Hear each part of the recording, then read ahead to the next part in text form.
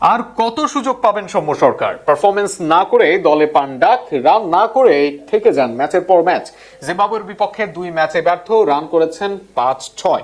এরপরও কি সৌম্যের প্রতি লাখ লাখ টাকা খসাবে বিসিবি, নাকি খোঁজা উচিত নতুন কাউকে?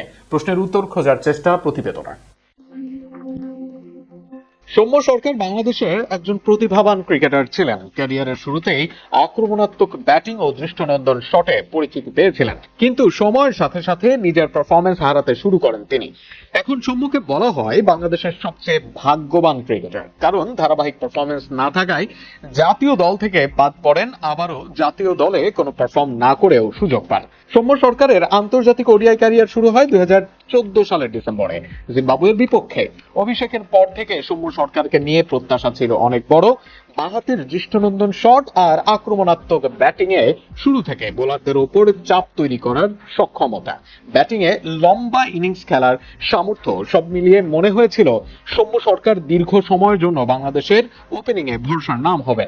কিন্তু সময়ের সাথে সাথে ক্যারিয়ারের মুদ্রার উল্টো পিঠ দেখতে শুরু করেন সৌম্য।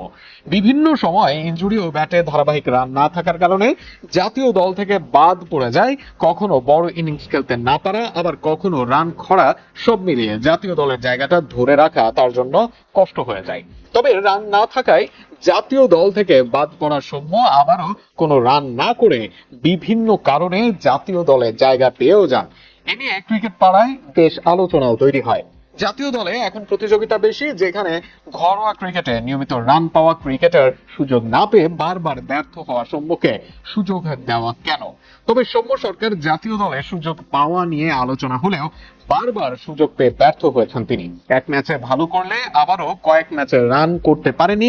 এত কিছুর পরেও প্রশ্ন, ব্যর্থ হয়ে আর কত সুযোগ পাবেন তিনি?